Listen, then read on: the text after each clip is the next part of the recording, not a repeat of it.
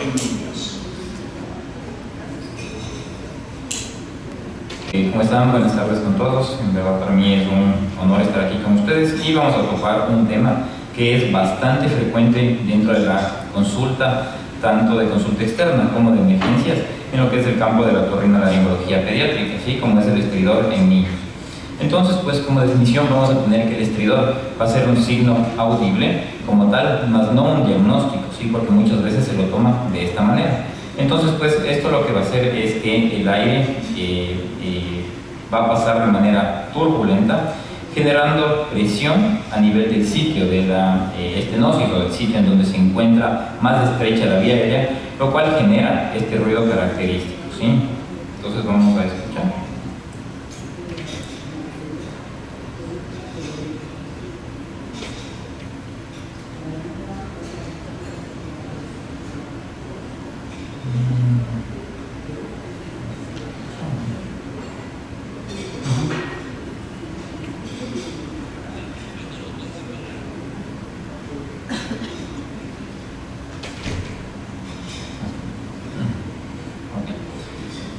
Entonces, bueno, esta presión negativa que se va a generar a nivel de los segmentos más estrechos de lo que es la vía aérea, va a generar una obstrucción como tal de la vía aérea, lo cual es algo ya sintomático para el paciente, sobre todo dependiendo de la severidad y grado que presenta esto. Entonces, pues esto puede ser secundario a algunas patologías, como son lesiones del sistema nervioso central, alguna lesión a nivel del aparato cardiovascular, gastrointestinal o respiratorio de manera principal. Entonces, las características del estridor van a ser extremadamente variables dependiendo del sitio en el cual se presente y de la severidad también del mismo. Entonces, pues es importante descartar lo que es los estertores, que son ruidos que se encuentran en la vía respiratoria mucho más inferior, y también el ronquido. Entonces, dentro de lo que es historia clínica, es importante valorar al paciente de una manera integral. Lo que vamos a hacer de inicio es ver los signos que tiene de dificultad respiratoria severa, como son aleteo nasal, retracciones, cianosis, los cuales pues nos orientan a que es un paciente que requiere una valoración mucho más rápida, ¿sí? Porque se trata de una verdadera emergencia en muchos de los casos. Entonces, las características y la fase van a ser que el estridor, cuando es de tipo inspiratorio, se debe a lesiones en la parte más alta de la vía aérea, como es la supraglotis sobre todo, y que son sonidos de una frecuencia de tono elevado. Si es que es un estridor de tipo bifásico, por lo general se encuentra entre lo que es la glotis y la subglotis, y va a tener una frecuencia de sonido que sería de un tono más bien intermedio.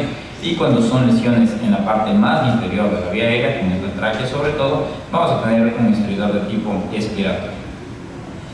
Entonces, dentro de la historia clínica, es importante documentar de manera correcta ciertos hallazgos o ciertas características que va a tener este estridor, como son el inicio del mismo, ya que dependiendo de esto nos orientamos hacia una u otra patología, a ver si es algo congénito o más bien se trata de algo adquirido, la duración del mismo, la progresión, si es que ha sido de inicio leve y posteriormente se vuelve más severo, que nos podría hablar de alguna patología, sobre todo tipo tumoral, que está generando algún crecimiento importante y generando este tipo de estridor también.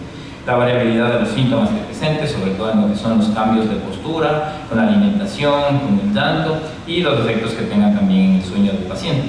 Entonces, pues se debe valorar de igual forma algunos antecedentes, como son si es que el paciente es un paciente prematuro, en los cuales pues, deberíamos descartar de inicio una laringomalacia, si es que hay antecedente de intubación, de ser posible documentar también las características de esta intubación, si es que ha habido dificultad para realizarla, si ha sido programada o de emergencia, la duración, el tiempo que ha permanecido el paciente intubado, la frecuencia o las veces que ha sido necesario realizar una intubación en ellos, o el tamaño del tubo también que se ha colocado.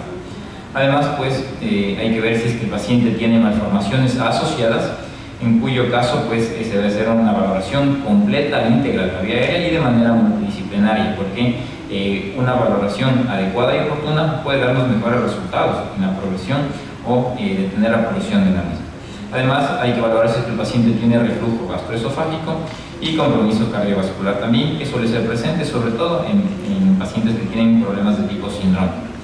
Entonces, dentro de la etiología vamos a dividir esto principalmente en lo que son lesiones o alteraciones de una progresión aguda y de una progresión crónica.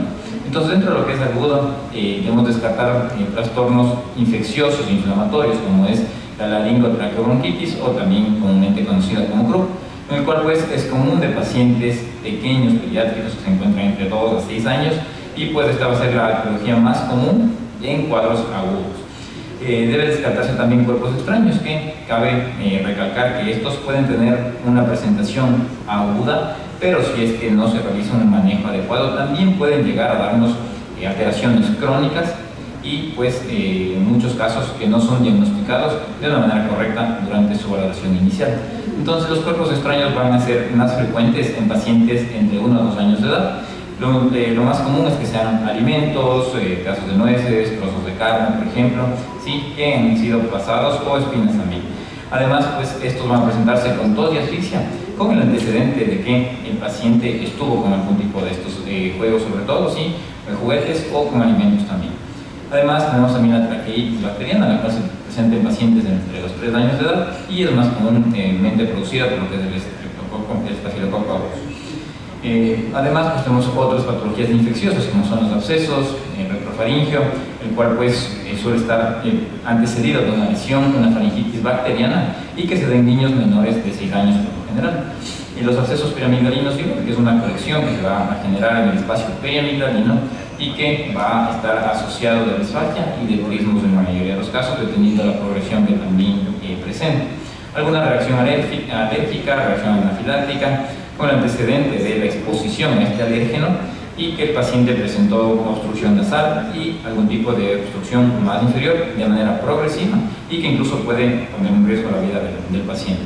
Infecciones también como la epiglotitis, que dan sobre todo en pacientes de alrededor de los 7 años, que se asocian a dolor faríngeo y babeo en algunos de los casos. Dentro de lo que es etiología crónica, y que es la mayoría de los casos que nos dejan ya a nosotros como especialistas, ya que muchos de estos de inicio van a ser tratados por el pediatra durante su cuadro agudo, pero pues que posteriormente va a requerir la evaluación por un especialista. Entonces, pues dentro de las etiologías, la más frecuente de todas es la laringomalacia, la cual pues es un trastorno por lo general autolimitado de una severidad variable, ¿sí?, y que en la mayoría de los casos pues no se requiere ningún tratamiento agresivo, sobre todo, sino únicamente administrar oxígenos y tener algunos cuidados en cuanto a la alimentación y posturales también, que nos ayudan a que esta se vaya resolviendo de manera autolimitada y sin algún tratamiento importante a realizar. Entonces, pues hay que tener una sospecha de una laringomalacia si es que tenemos un paciente que tiene una ganancia en cuanto es natural, que sea baja de acuerdo a la edad que tiene el mismo. Además, pues tenemos la estenosis subglótica, la cual pues va a darnos un expidor de tipo inspiratorio o bifásico, y que en muchos de los casos se diagnostica mal como un asma, ¿sí?, que no tiene un tratamiento o una respuesta ante el tratamiento inicial que se ha instaurado, por lo cual pues es importante descartar que se trata de una estenosis subglótica. Además, pues esta puede ser congénita o adquirida dependiendo de los antecedentes que tenga el paciente. Puede haber una disfunción de las cuerdas vocales, la cual va a ser la segunda causa más frecuente de estridor de tipo crónico en pacientes pediátricos. Entonces, pues aquí también debemos ver las características de la misma, si está presentado desde el nacimiento, estaríamos viendo algún trastorno congénito, o si hay algún antecedente de algún tipo de cirugía cardíaca sobre todo, o también algún tipo de intubación que se haya realizado en el paciente. Aquí tenemos un video donde estamos viendo una laringomalacia, ¿sí? Vemos aquí las características propias de esta, en la cual el epiglotis tiene una forma en omega, es bastante estrecha, pequeña, lo que son los aritenoides, tienen un pliegue bastante importante y se da un acortamiento en su diámetro antero-posterior, lo cual es lo que genera las molestias para el paciente, ¿sí? Y dependiendo también de la severidad que tengamos en estos casos, va a requerirse únicamente cuidados, como veíamos, alimentarios o algo, o alguna intervención quirúrgica, una suprarrotoplastia, por ejemplo, en la cual se da alguna resección, elongación de estos pliegues, para que el paciente mejore lo que sería su sintomatología. Podemos tener también lesiones a nivel de la subglotis, como son las estenosis, y también puede presentarse la disfunción de las cuerdas vocales. Dentro de lo que es etiología crónica, tenemos también algunos trastornos, como pueden ser las membranas laringeas, en los cuales pues se debe a una alteración en la canalización normal del árbol respiratorio en la parte superior, y que en el 75% de los casos van a encontrarse en el área más superior, a nivel de la glotis. Además podemos tener quistes laringeos, los cuales dependiendo de la ubicación de estos van a darnos ciertas características. Y aquí también es importante tener en cuenta que si es que hay mejoría o no, dependiendo de las posiciones o posturas que tenga el paciente, ya que pueden tratarse de quistes a nivel sacral o de las valéculas también, ¿sí? En los cuales van a variar dependiendo la posición en la cual se coloque el paciente. Los hemangiomas, que son lesiones congénitas, los cuales pues, suelen estar acompañados de lesiones cutáneas en la mayoría de los casos y que nos ayudan a tener sospecha de que el paciente puede tener esto. Además, pues, estos suelen presentarse o tener un pico de crecimiento entre los 3 y 6 meses de edad y posteriormente suelen tener una regresión sin requerir algún tratamiento entre los 2 a 18 meses. El tratamiento que se requiera para este caso va a depender de la severidad y el grado de obstrucción que se presente a nivel de la vía aérea, en ciertos casos requiriéndose una intervención quirúrgica o únicamente un tratamiento médico. La papilomatosis respiratoria recurrente también puede ser una causa frecuente de esto, sobre todo en pacientes en los cuales vamos a ver que se presenta estridor, que va a ser de tipo progresivo, es decir, de pronto de inicio los síntomas sean muy leves en el paciente, pero con el paso de los meses van a volverse muy severos y en los cuales pues requeriría una intervención quirúrgica, y también puede haber casos en los cuales se ponga en riesgo la vida del paciente requiriéndose intervenciones de emergencia como puede ser traqueostomías para salvar la vida del paciente hasta que se realice una intervención en la cual se pueda resecar de manera adecuada las lesiones que se presentan. Y la traqueomalacia también, que es un trastorno característico de pacientes prematuros sobre todo. Durante el sueño, por ejemplo, si es que vemos que este estridor va a empeorar, puede ser un trastorno que se encuentra a nivel faríngeo, descartando de inicio lo que sería una hipertrofia de una amigdalina. Si es que, por lo contrario, es en la vigilia cuando se presenta esto, van a ser lesiones que se encuentran más abajo, que es nivel faríngeo y traqueal también. Y si vemos que es exacerbado por el esfuerzo físico, pues nos orientaría también a lesiones de este nivel. Entonces, dentro del examen físico vamos a hacer una valoración detallada, adecuada de todo lo que es la vía aérea superior, en los cuales pues iniciamos de la misma forma, viendo si existen signos de dificultad respiratoria franca en el paciente. Vamos a hacer una auscultación cardiopulmonar, valorar deglución, ya que muchas veces uno únicamente se orienta en lo que es el estridor, en el ruido que genera el paciente, pero no se ve también las alteraciones asociadas que pueden presentarse, como son trastornos de la deglución y teniendo riesgos bastante elevados muchas veces de presentar neumonías por aspiración. Además, se debe valorar lo que son las malformaciones congénitas, hacer una evaluación adecuada de lo que es estructuras de la boca, el paladar, la lengua, la mandíbula, en los cuales pues, suelen estar asociados a trastornos genéticos también. Y pues deberíamos terminar en la mayoría de los casos realizando una endoscopía de la vía aérea superior, ya que este va a ser el gold estándar y que nos va a dar el diagnóstico del trastorno que va a presentar el paciente, ¿sí? En muchos casos se recomienda hacer una laringoscopía con un laringoscopio de suspensión, pero pues esto no está al alcance de todos los casos o también puede ser contraproducente en muchos de los pacientes. Entonces, además, nos podemos basar en algunos exámenes, ¿sí? Como son exámenes radiológicos, que pueden ayudarnos a orientar alguna de estas patologías. Obviamente, siempre teniendo ya una prescripción diagnóstica previa para hacer una confirmación del diagnóstico en el cual estemos sospechando. Entonces, deberíamos empezar con lo que es una radiografía de tórax para descartar trastornos que se encuentren a nivel de la vía aérea inferior, y también podemos realizar radiografías cervicales, teniendo en cuenta que estos únicamente nos van a ayudar cuando se trata de una obstrucción que sea de tipo permanente, ya que si no es de este tipo y es algo más bien funcional, pues van a carecer de utilidad, viéndose que tienen una sensibilidad también bastante baja, alrededor del 18 al 20% únicamente. Además, podemos hacer una valoración videofluoroscópica y esoflograma validado, lo cual nos ayuda a valorar de igual forma lo que es trastornos de la deglución, y también podríamos llegar a ciertas patologías como son hendiduras laríngeas, fístulas traqueoesofágicas, las cuales van a verse de manera mucho más sencilla durante este tipo de estudios que lo que son valoraciones endoscópicas. Además, anillos vasculares o también presencia de reflujo. Además, podemos pasar a lo que son ya estudios más sensibles, como son la tomografía computarizada o la resonancia magnética. Sobre todo, pues esto estaría indicado en casos de pacientes en los que se sospecha de una compresión vascular o anomalías mediastínicas que estén causando alguna de estas patologías. Podemos realizar de igual forma una pH-metría para descartar que el paciente tenga reflujo gastroesofágico. Entonces, dentro de lo que es la laringotraqueoscopía, lo que se recomienda es una visualización directa, cual va a ser el gol estándar para el diagnóstico de esto. Pero pues no va a estar no va a ser indicada en todos los casos, ¿sí? Sobre todo va a estar indicada en caso de que pacientes que presentan severidad importante, ¿sí? Y pues podríamos ver nosotros ya que presentan un empeoramiento del estridor, que de pronto era de inicio autolimitado o no generaba sintomatología importante y que se vuelve posteriormente mucho más severo.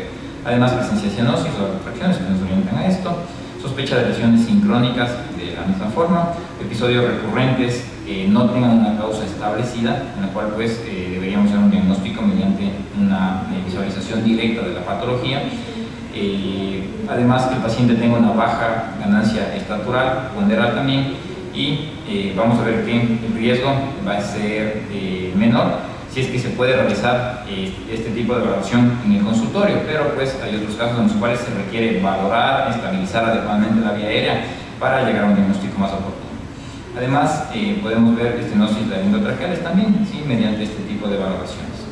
En cuanto al tratamiento, pues esto va a ser orientado obviamente debido a la causa predisponente del estridor, ¿sí? Entonces, si es que es un trastorno que se presenta sobre todo a nivel de emergencia, lo que debemos empezar es hacer una valoración adecuada y asegurar la vía aérea para posteriormente poder pasar a realizar batería de exámenes, valoración endoscópica, sí, pero una vez ya teniendo asegurada la vía aérea.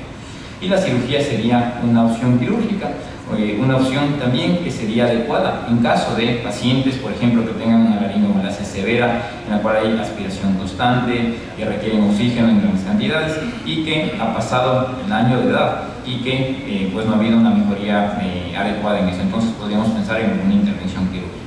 Además, si es que se presenta una estenosis laringea, una estenosis traqueal también, que sean muy sintomáticas, tumores como pueden ser papilomatosos o hemangiomas que no tengan una involución adecuada a pesar de tener un tratamiento médico también, o aspiración de cuerpos extraños que están dando sintomatología en estos casos. Entonces, pues para concluir, vamos a ver un algoritmo en el cual pues podemos ver de mejor manera, sí, y ver qué patología nos orienta dependiendo de las características que tengamos. Entonces, ante un caso de estridor laringio que sea de tipo inspiratorio, hay que valorar un síntoma cardinal que sería también la presencia de disfonía.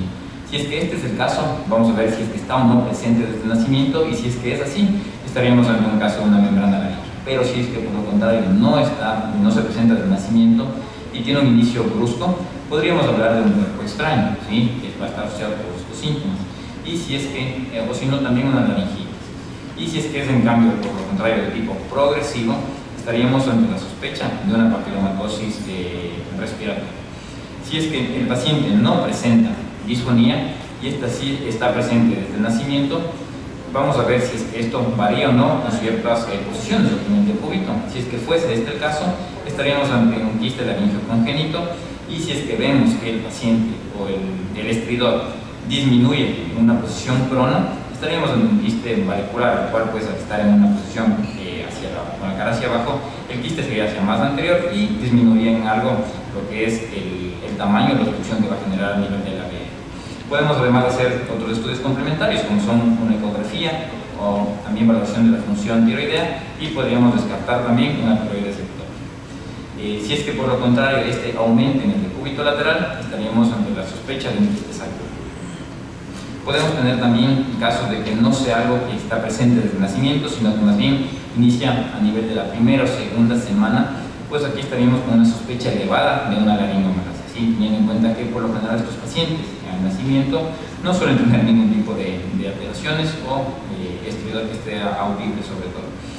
Y si es que vemos que este está presente luego del primer mes, estaríamos ante la sospecha, o si es que hay antecedentes de una intubación.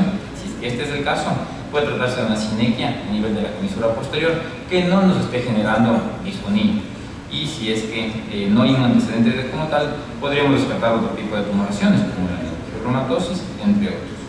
Y por el contrario, si es que estamos ante un estridor que es de tipo expiratorio, aquí pues vamos a ver de inicio si es que hay algún antecedente de intubación. Si es que este fuese el caso, estaríamos ante una estenosis subglótica adquirida. Y si es que no hay un antecedente de intubación, vamos a ver si es que está presente desde el nacimiento y si se asocia a algunos síntomas como son tos, cianosis, sobre todo con la deglución. Esto es importante valorar.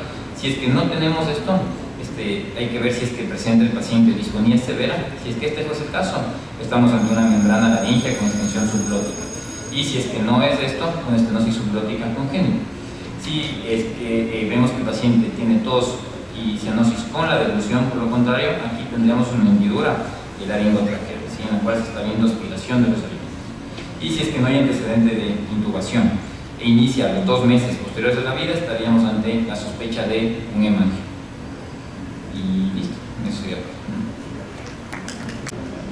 Doctor Carlos de la Torre, médico jefe del Servicio de Otorrinolaringología Infantil del Hospital Federico Gómez de la Ciudad de México, profesor titular de posgrado en otorrinolaringología pediátrica de la UNAM, miembro del subcomité académico de otorrinolaringología, miembro titular de la Academia Mexicana de Pediatría y presidente actual del Colegio de Otorrinolaringología de Cirugía de Cabeza y Cuello Pediátrica de México. Hola, soy el doctor Carlos de la Torre González, soy otorrinolaringólogo pediatra de la Ciudad de México y para mí es un placer estar con ustedes. Agradezco la invitación del doctor Wilmer Zambrano para estar en este congreso. Lamentablemente por cuestiones migratorias no voy a estar físicamente con ustedes, pero lo haré con toda la intención del mundo por este medio. Dentro de los temas que me va a tocar abordar dentro del congreso, uno de ellos es este que se llama amidalectomía en niños con condiciones especiales. El otorrinolaringólogo pediatra es una subespecialidad dentro de la otorrinolaringología que maneja a niños con trastornos otorrinolaringológicos complejos o trastornos otorrinolaringológicos comunes en niños que tienen comorbilidades complejas. Y es así como existe un subgrupo de pacientes que van a ser sometidos a adenoamidalectomía o amidalectomía solamente, pero que pertenecen a ese grupo de condiciones complejas. Hemos visto a través de las décadas cómo ha cambiado la indicación para hacer una amidalectomía. Y así, por ejemplo, hace 40, 50 años la principal indicación eran los problemas infecciosos, es decir, las faringoamigdalitis crónicas o recurrentes.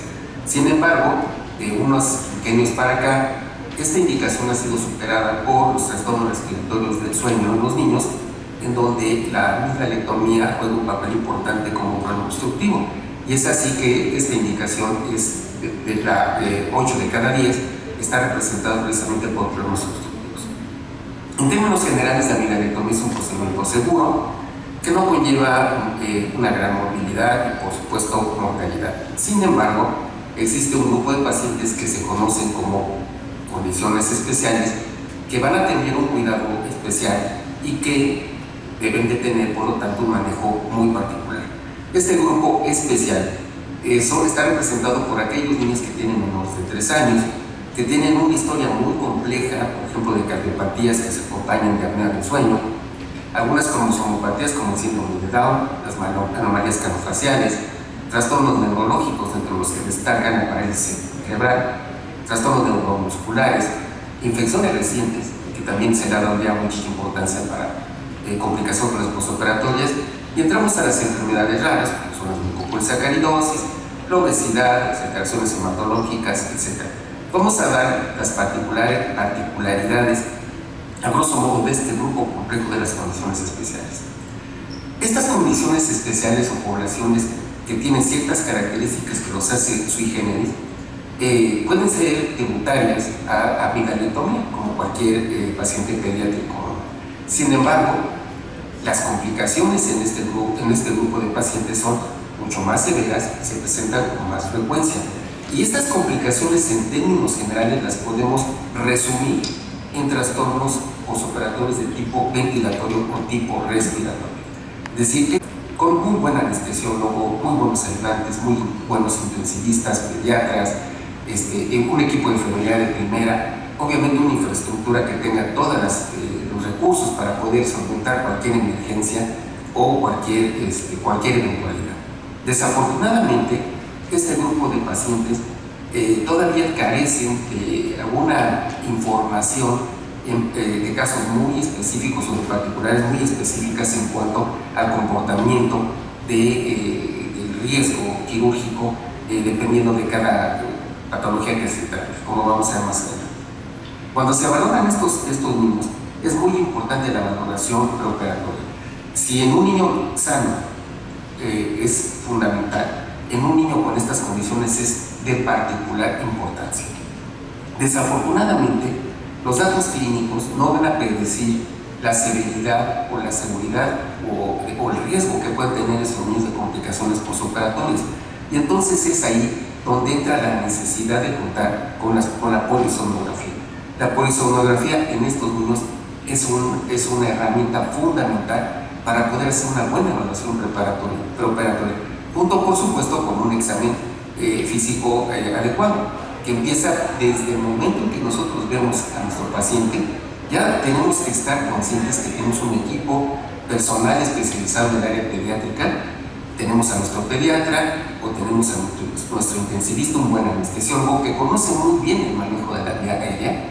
Y nosotros como clínicos vamos a hacer una valoración no solamente de la garganta, sino también desde la facies, desde el hábitus exterior, la anatomía nasal, la apertura bucal, el cuello, el tamaño mandibular, la inestabilidad atlantaxial y por supuesto la evaluación de Mallampati, que va desde el grado 1 normal hasta el grado 4, donde únicamente es visible para dar. Hay que hacer una lista de cotejo que va a incluir no solamente esta parte anatómica que nosotros vemos en la exploración, sino también el manejo de secreciones que tienen estos niños, el tono muscular, la presencia de malformaciones faciales, como en este caso que saltan a la vista. En ocasiones vamos a necesitar apoyarnos del cardiólogo, del cirujano cardiovascular, y repito, fundamental tener un laboratorio de sueño para que nos valore este paciente como parte del estudio de estos niños. Vamos a desglosar a grosso modo cada una de estas condiciones y empezaremos por los niños menores de 3 años. Uno de los tópicos que más discusión ha habido en relación a si se debe de operar a un niño pequeño, si se tiene que manejar en forma ambulatoria o en forma hospitalaria, ha sido motivo de múltiples discusiones a través de los años. Existen factores a favor de que se puedan operar a los niños pequeños y factores en contra. Los que hablan de que son niños muy pequeños para operarse a tempranas edades, y eso es muy común, por ejemplo, entre los grupos pediátricos, en donde, aunque el niño requiera la cirugía porque tiene problemas obstructivos, se argumenta de que hay una pobre tolerancia de la cirugía a esta edad y que los riesgos anestésicos son mucho mayores, y que asimismo los aspectos técnicos como la apertura bucal muy pequeña y el manejo de los tejidos pues representan un reto para el cirujano. También el riesgo de aspiración, el riesgo de los anestésicos, etc. Todos son factores que incluso los mismos médicos aleccionan a los pacientes para que no se intervenga aunque el niño así lo requiere. Entonces existen razones a favor, y las razones a favor, entre otras cosas, es porque normalmente los tejidos a esta edad no están tan fibrosos o no están tan crónicamente infectados o algo que favorezca el sangrado. De tal manera que con una buena técnica y con contar con un buen instrumental y la habilidad que puede caracterizar a un cirujano, pues va a ser una cirugía segura, rápida, sin ningún problema, y en donde el postoperatorio va a ser relativamente normal, sin ninguna complicación y sin ninguna eventualidad. Entonces, contamos ya también con anestesiólogos muy capaces que por supuesto nos van a dar una anestesia muy severa. ¿Qué precauciones hay que tomar? Pues sobre todo aquellas que están relacionadas con el estado severo, es decir, cuando son niños que tienen índices de apnea pulmonar de 10 o más o saturaciones por debajo de 80. Y tampoco podemos hacer cirugías ambulatorias en lugares en donde los niños viven en lugares muy alejados o están incluso, por ejemplo, en rancherías o a 50, 60 kilómetros del hospital. ¿Por qué? Porque pues, cualquier complicación que pueda haber no va a haber manera de ponerla solita. Entonces, este es algo que debemos de tomar en cuenta. Si ustedes revisan, por ejemplo, esta guía de práctica clínica de polisomnografía, entonces, de hace ya algunos años, desde 2011, ahí dice que los niños menores de 3 años o que tengan una apnea severa, que ya lo hemos catalogado, deben de ser manejados prácticamente en forma intrahospitalaria. Sin embargo, hay que señalar que esta guía estuvo basada sobre todo en estudios hechos en los 80, principios de los 90, en donde no había una suficiente información y los estudios no eran muy robustos, es decir, muchos de ellos eran opiniones de expertos y obviamente esta situación ya ha cambiado con los años, ¿no? en donde se ha visto, por ejemplo, cada vez más información como la que les presento acá, de estudios de casos y controles o de ensayos más controlados, en donde se puede observar, en donde no hay diferencias entre niños menor de 3 años y mayor de esta edad con respecto a la cifra de complicaciones. Y se llega a conclusiones en donde no es necesario hospitalizar a todos los niños menores de 3 años. Y eso nos permite concluir que hay que individualizar cada caso. En términos generales se puede decir que dependiendo de las comorbilidades que tenga nuestro paciente y dependiendo de las condiciones en las que esté, nosotros tenemos que valorar si lo podemos operar, aunque sea un niño de 1 año o 2 años, y si lo manejamos en forma ambulatoria o lo manejamos en forma intrahospitalaria. Pasamos a las enfermedades raras. Las enfermedades raras se describen que son más de 7.000, también se llaman huérfanas, y corresponden a menos del 10% de la población mundial. Estas enfermedades necesitan una atención especializada y pues, se ha visto, por ejemplo, que la mitad de ellas comienzan en la niñez, de ahí el interés que se tenga por parte del pediatra o del otorrinolaringólogo que atiende a niños. Si no se descubren a tiempo, estos niños difícilmente van a llegar a cumplir 4 o 5 años, porque pues, generalmente les va a causar la mortalidad incluso en los primeros 2 o 3 años de edad. Me voy a enfocar dentro de las enfermedades raras a un grupo especial que se llama las mucopolisacaridosis. Las mucopolisacaridosis son 7 las que están descritas, aquí las tenemos, y corresponden a 11 deficiencias enzimáticas, es decir, todas ellas se heredan en forma autosómica recesiva, excepción de la mucopolisacaridosis tipo 2, que está ligada al X y que corresponde al síndrome de Hunter. Estas enfermedades se caracterizan por existir deficiencia enzimática que vaya a metabolizar los glucosaminobucanos. Estos se van a depositar en los tejidos y por supuesto van a expresarse en todos los órganos de la economía, como podemos ver acá, y dentro de ellos pues está el área otorrinolaringológica. En el caso particular del síndrome de Hunter o mucopolisacaridosis tipo 2, que es de las que se observan con más frecuencia, existen hemotecnias para que ustedes las puedan identificar y que desde el punto de vista del otorrino revisten importancia. Y así, por ejemplo, ALH de hernia de audición, la U de facies rara, que es la dismorfia facial, la obstrucción nasal, amígdalas adenoides grandes, hepatosplenomegalia y trastornos respiratorios y herniados. Este es un caso de nuestra serie en el hospital, en donde vemos claramente ciertos rasgos que caracterizan a estos niños. Es una talla baja, sí, tiene dismorfia, pero además hay algo muy importante. Son niños que tienen infecciones frecuentes y que tienen además afectaciones en el área abdominal de hepatosplenomegalia, umbilical y malformaciones osteoarticulares y muchas veces cardiovasculares. Esta gráfica me gusta mucho porque nos lleva a la secuencia cronológica de cómo se van presentando las interacciones en nuestra esfera otorrinolaringológica conforme el niño va creciendo desde el nacimiento. Y aquí vemos, por ejemplo, cómo al año estos niños se manifiestan con otitis, no tienen otra cosa más que otitis. Y es difícil a veces el diagnóstico porque todavía no tienen la malformación facial que nosotros estamos acostumbrados a ver. Después de estas otitis, que muchas veces se manejan con tubos de ventilación, empieza a haber problemas de obstrucción nasal, después el crecimiento adenovitalino y más adelante empiezan las alteraciones musculoesqueléticas y cardiovasculares. De tal manera que es en las primeras etapas del crecimiento que el otorrinolaringólogo tiene la oportunidad de detectar precozmente estos niños. Si yo sospecho una mucopolisacaridosis y yo hago la detección oportuna y le doy el tratamiento de sustitución con terapia enzimática de reemplazo, estos niños van a tener una buena sobrevida. Entonces, aquí el riesgo que van a tener los niños que se operan va a ser fundamentalmente pues, los trastornos respiratorios en el postoperatorio. Algo muy importante, a veces se tienen problemas incluso de intubación porque los mucopolisacáridos se depositan en los tejidos de la vía aérea y eso puede comprometer la ventilación. Y también vamos a ver que con el paso del tiempo estos tejidos pueden nuevamente recurrir. Y así tenemos niños que se han operado 3 o 4 veces de neurolectomía porque se vuelven a depositar los adenobucanos en los tejidos y vuelven otra vez a obstruir la vía aérea. Entonces, es muy importante tener en cuenta todos esos aspectos. La obesidad. En el caso de México, está entre los 2 primeros lugares de obesidad infantil, y el niño obeso mórbido representa un problema. ¿Por qué? Pues porque el depósito de tejido graso alrededor de la vena, en el cuello y en el abdomen limita mucho la ventilación pulmonar que tienen estos niños. Y se ha visto, por ejemplo, que estos pacientes tienen alta prevalencia de trastornos respiratorios, que puede ser casi de la mitad de los que nosotros vemos.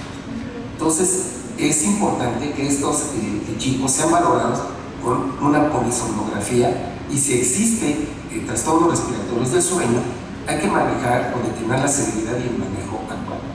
Ahí es muy importante, como todos estos pacientes, tener mucha comunicación con un buen anestesiólogo para el manejo perioperatorio de los enfermos. Por alguna circunstancia, y a pesar de que no hay mucha información en estos niños, se ha visto que existe una tendencia a tener hemorragias mucho más frecuentes que los pacientes que no tienen obesidad. Asimismo, la hipoxia, que es explicable por el tejido que está en el cuello y el tejido del abdomen, que hace que se levante el diafragma y que tenga obviamente menos capacidad pulmonar por las dificultades en la ventilación. Entonces, las desaturaciones son muy frecuentes en el posoperatorio, así como también las complicaciones, sobre todo en las salas de recuperación. A pesar de todo esto que les he mencionado, se considera que el niño obeso no tiene problema para poderse operar. Si se hace con todos los cuidados, si se hace en un hospital que tiene infraestructura y está con un buen seguimiento en las salas de recuperación, generalmente no va a haber eventos secundarios. Y algo muy fundamental de decir a los padres es que normalmente, si la indicación fue por trastornos respiratorios del sueño, en este caso, para la cirugía, pues nosotros vamos a mejorar a este niño, pero no va a ser por el niño. Es decir, son niños que muy frecuentemente van a requerir CPAP en el postoperatorio, van a quedar con la apnea reciprocal. Pasamos a una de la cromosomopatía más común, que es la del síndrome de Down. El síndrome de Down tiene rasgos anatómicos muy característicos que hacen que la vía aérea sea difícil de manejar. A eso se le agrega un aspecto que es de hipotonía muscular, y esta combinación de factores hace que el problema de la vía aérea sea muy frecuente, con incluso obstrucción que puede ser hasta un 15%. Cuando las amígdalas crecen o las adenoides, en realidad es una hipertrofia relativa, porque la estrechez de la cavidad oral hace que aparentemente sean amígdalas muy obstructivas. Y entonces esto nos da cada vez más la posibilidad de que son niños que se tengan que operar con más frecuencia. En nuestra clínica de niños con síndrome de Down en el hospital, cada vez tenemos más niños que requieren adenoamidalectomía, y si nosotros vemos, son tejidos que no son muy grandes, pero que para el paciente sí le están ocasionando una obstrucción. Y es así como se convierte la adenoamidalectomía en la primera línea de manejo para el SAOS en pacientes con síndrome de Down. Pero al igual que en el obeso y al igual que en otras condiciones especiales, son cirugías que son son de un beneficio relativo, porque el fracaso puede llegar a ser hasta un 40 o 50%. Es decir, nosotros tenemos que ser realistas en cuanto a nuestras expectativas, y vamos a conseguir mejoría en la calidad de vida de nuestros pacientes, pero tenemos que estar preparados a que estos niños requieran un CPAP o ventilación posterior debido a la apnea reciprocal. Algo muy importante, cuando nosotros operamos niños con síndrome de Down, tenemos que evitar la hiperextensión y la hiperflexión del cuello, porque puede existir inestabilidad ataraxia, que esa se puede demostrar hasta en un 20% por placas simples y hasta en un 50% por tomografía computarizada. Entonces, esto lo tiene que tener muy en cuenta no solamente el anestesiólogo que va a intubar al paciente, sino nosotros cuando hacemos nuestra colocación de nuestro abrebocas para evitar este tipo de maniobras. Y al igual que los demás grupos, las complicaciones posoperatorias es algo que debemos nosotros de estar muy al pendientes, sobre todo cuando terminamos la cirugía. ¿Por qué? Pues porque existe un mal manejo de secreciones, puede haber trastornos ventilatorios, y entonces en estos niños sí es recomendable mantenerlo hospitalizado por unas 24 horas con vigilancia, aunque raras veces se requiere cuidados intensivos, pero sí tenerlo bajo cuidados y monitoreo estrecho. El grupo de compromiso neurológico, desde mi particular punto de vista, son los niños que más riesgo tienen de complicarse. Más riesgo porque generalmente son niños que están manejados con medicamentos que actúan sobre el tono muscular o sobre ¿cómo se llama? El sistema nervioso central, porque son pacientes que convulsionan, porque tienen hipotonía muscular o porque tienen otra serie de trastornos que hacen que pueda haber incluso interacciones medicamentosas con los anestésicos. Si a eso le agregamos, por ejemplo, que va a haber dolor en el postoperatorio y que vamos a tener nosotros alteraciones en el tono muscular y en el manejo de secreciones por las condiciones propias del niño, todo eso va a afectar e inhibir el reflujo lactoso. Va a haber que exista una deficiencia en la eficiencia mucosiliar y todo combinado va a permitir que haya un riesgo de respiración e insuficiencia respiratoria. Entonces, estos niños son fácilmente complicables hasta un 25% de los casos. Y es ahí donde juega un papel muy importante el equipo multidisciplinario. Vemos que este estudio es de insuficiencia respiratoria aguda postoperatoria en niños que tuvieron neuropatía. Y aunque es un estudio muy viejito, nos demuestra claramente cómo se puede desarrollar insuficiencia respiratoria en las primeras 3 horas post-extubación. Entonces nosotros operamos un niño que a lo mejor tenía una encefalopatía no progresiva o una enfermedad neuromuscular, todo sale muy bien, nos vamos a tomar nuestro café y resulta que a la hora este niño ya está en paro porque se tiene que intubar inmediatamente debido a problemas de tipo ventilatorio. Entonces estos niños en ocasiones es conveniente inclusive dejarlos intubados durante varias horas y poco a poco irlos extubando, incluso hasta 24 horas, para estar bien seguros de que no van a tener ninguna complicación de este. Y los niños con parálisis cerebral es un grupo muy específico. ¿Por qué? Pues porque estos niños van a tener varios problemas. Además del manejo de secreciones, tienen riesgo de trastornos de la nutrición. Van a tener aspiración de líquidos y muchas veces es de tipo silencioso y se detecta o se sospecha a través de neumopatías recurrentes o de neumonías por aspiración. Y aquí vamos a ver claramente cómo estos niños pueden estar operados aparentemente bien, pero que están con neumonías recurrentes o que nosotros tenemos mucho problema para que puedan alimentarse precisamente por la degustación. Entonces estos se deben de manejar, obviamente, con todo el equipo de seguridad en un hospital de tercer nivel. El manejo postoperatorio de un niño neurológico reviste particular importancia. Se tiene que tener al niño por unos 48 horas en el hospital para monitorear. Y la dieta que normalmente empezamos nosotros con dieta fría, aquí quizá la tengamos que modificar, empezando por una dieta espesa o pureza, con el objeto de evitar la broncoaspiración y de esta manera no se nos complique. Es importante hacer una videofluoroscopía de control a los 3 meses y el manejo del dolor. El manejo del dolor lo tiene que hacer alguien que sepa del dolor. Están contraindicados en estos pacientes dar, por ejemplo, opiáceos, dar morfina, por ejemplo, también está con el tramadol, por ejemplo, la codeína. Y este manejo del dolor viene a complicar más el problema de por sí ya de tipo neurológico, al no poder movilizar las secreciones y no poder delutir los alimentos. Las malformaciones craniofaciales, como Apper, como SOM, etc., requieren un equipo multidisciplinario altamente experimentado, porque hasta en un 50% de los casos van a requerir traqueostomía, porque existe una alta predisposición a que nuevamente se colapse y alto riesgo de complicaciones postoperatorias. Entonces, no es excepcional que nos tengamos que apoyar con una traqueostomía en este tipo de casos. Las alteraciones hematológicas hace muchos años se consideraban que eran un obstáculo insalvable para una cirugía, es decir, cualquier paciente que tuviera la mínima displasia sanguínea inmediatamente era contraindicación absoluta para la amigalectomía, así lo requiriera el paciente. Estos conceptos ya cambiaron y ahora se ha visto que un paciente que tiene trastornos hematológicos puede, bajo un buen control especializado, poderse someter a una amigalectomía, valorando por supuesto el riesgo y el beneficio. La Academia Americana de Otorrino nos dice que las pruebas de coagulación no son útiles en el preoperatorio, a menos que existan antecedentes familiares o personales de una desgracia sanguínea, y que pues en este caso que hubiera estos antecedentes, pues apoyamos con el hematólogo.